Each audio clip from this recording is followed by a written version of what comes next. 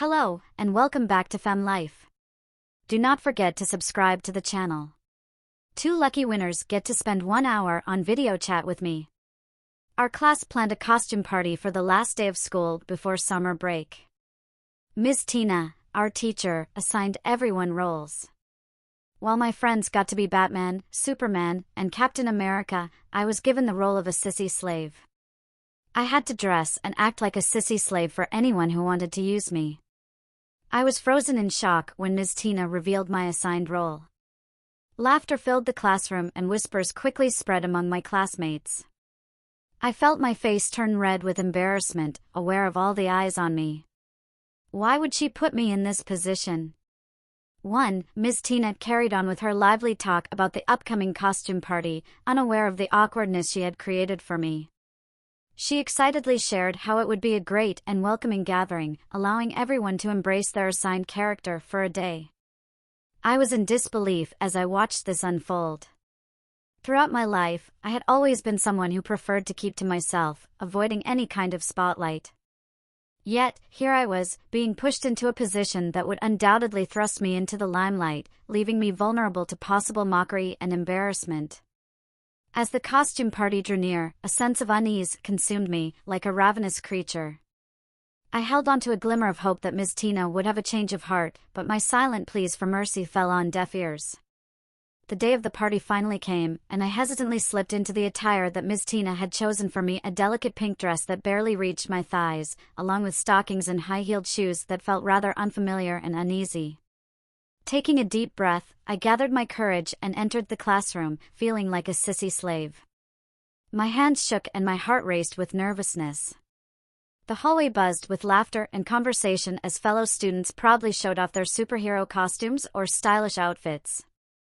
It felt like an eternity as I made my way through the bustling hallway towards my classroom.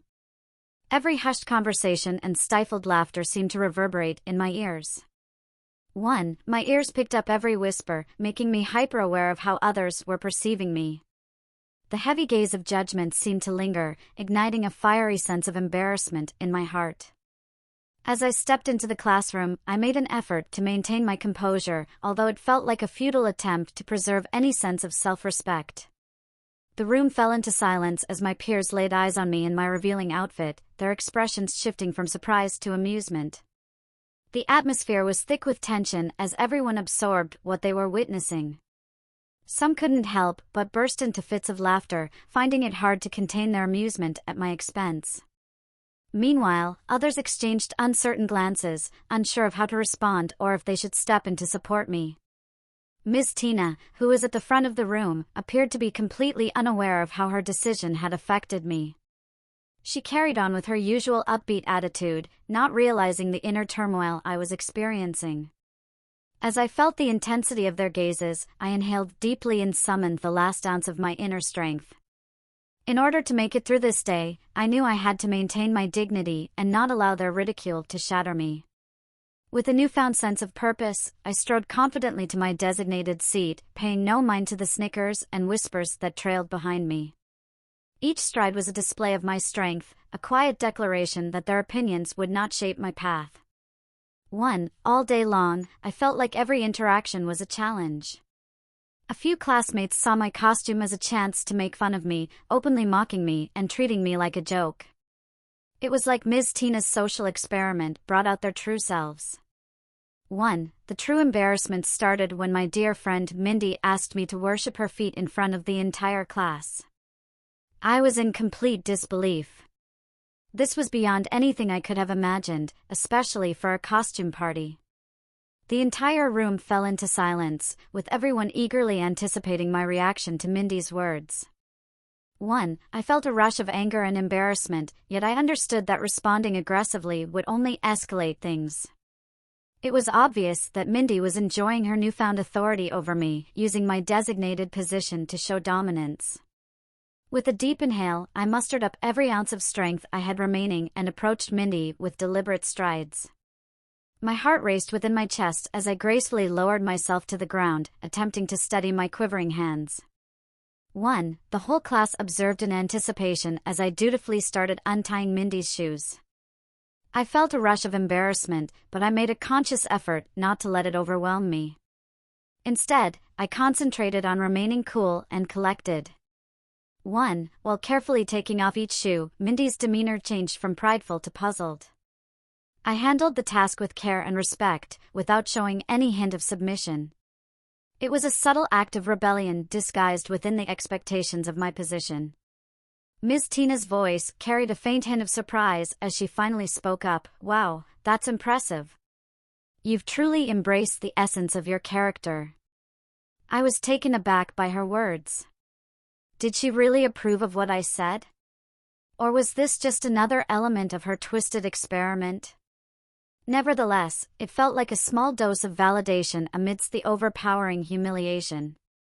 1. I removed her socks and started to softly kiss her feet. My peers were amazed as they witnessed me carrying out this act of obedience, but I felt a surge of empowerment.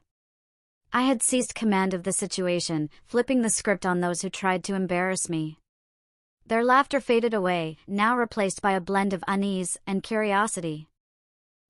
As I traced my tongue over Mindy's smooth skin, I sensed the atmosphere in the room becoming more tense.